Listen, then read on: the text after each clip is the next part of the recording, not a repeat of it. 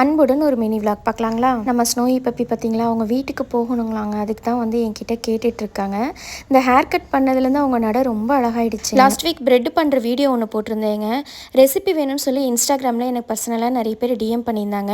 அதுக்கான recipe video இன்றைக்கி பார்த்துடலாம். அந்த வீடியோவிலே நான் மென்ஷன் பண்ணியிருப்பேன், ஃபுட் ப்ராசஸர் வச்சு தான் நான் பிரெட் மேக் பண்ணேன்னு. ரொம்ப சாஃப்டாக டக்குன்னு செஞ்சிடலாம். வாங்க எப்படி பண்ணுறதுன்னு பார்க்கலாம். அதுக்கு நான் இங்கே 3/4 கப் வெதுவெதுப்பான பால் எடுத்திருக்கேங்க. அதில் 5 ஸ்பூன் சுகர் போட்டு நல்லா மிக்ஸ் கொடுத்துட்டு இப்போ 2 ஸ்பூன் ஈஸ்ட் போட்டு அதை ஆக்டிவேட் பண்ணுறதுக்கு அடுத்து 2 கப் மைதா மாவு இந்தளவுக்கு சீவ் பண்ணி எடுத்துக்கலாம். இப்போ இதை அப்படியே நான் ஃபுட் ப்ராசஸருக்கு மாற்றிக்கிறேங்க. இப்போ ஒரு பிஞ்ச் சால்ட், ஒரு முட்டை, 25 கிராம் பட்டர் ஆட் பண்ணி இதை ஒரு 3 மினிட்ஸ்க்கு ரன் பண்ண விட்டுறலாங்க. இப்போ ஆக்டிவேட் பண்ண ஈஸ்ட் மில்க்கையும் ஆட் பண்ணி இன்னொரு 25 கிராம் பட்டரையும் ஆட் பண்ணிக்கலாங்க. டோட்டலாக 50 கிராம் பட்டர் ஆட் பண்ணணுங்க.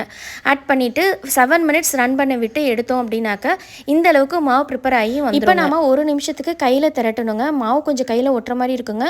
1 நிமிஷத்துக்கு அப்புறம் இந்த அளவுக்கு அழகாக உருண்டு வந்துடும், கையிலையும் ஒட்டாது. இப்போ ப்ரூஃபிங்காக அப்படியே விட்டுறலாங்க.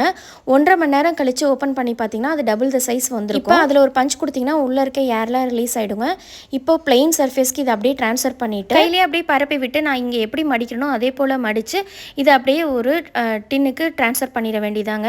கீழே நீங்கள் பார்ச்மெண்ட் பேப்பரோ பட்டர் பேப்பரோ போட்டுக்கோங்க. இப்போ மறுபடியும் நம்ம ப்ரூஃபிங்க்கு ஒரு 1/2 hour விடணுங்க. கரெக்டாக 1/2 hour கழித்து பார்த்தீங்கன்னா மறுபடியும் இது டபுள் த சைஸ் வந்துருச்சுங்க. இந்த இடத்துல நான் வந்து மில்க் வாஷ் கொடுக்குறேன். தேவைப்பட்டுச்சுன்னா நீங்கள் எக் வாஷ் கொடுக்கலாங்க. 220 டிகிரி 10 மினிட்ஸ் ப்ரீ ஹீட் பண்ண அவனில் அப்படியே எடுத்து வச்சுட்டேங்க. அவனுக்குள்ளே வச்சதுக்கப்புறம் 220 டிகிரி செல்சியஸ் 40 மினிட்ஸ் டைமிங் வச்சு எடுத்தோம்னாக்கா சூப்பராக பிரெட்டு பேக் ஆகி வந்துடும். கூட இருக்கும் போதே நான் மறுபடியும் மில்க் வாஷ் கொடுத்தேங்க. இந்த இடத்துல தேவைப்பட்டுச்சுன்னா நீங்கள் பட்டர் கூட அப்ளை பண்ணி விடலாம்.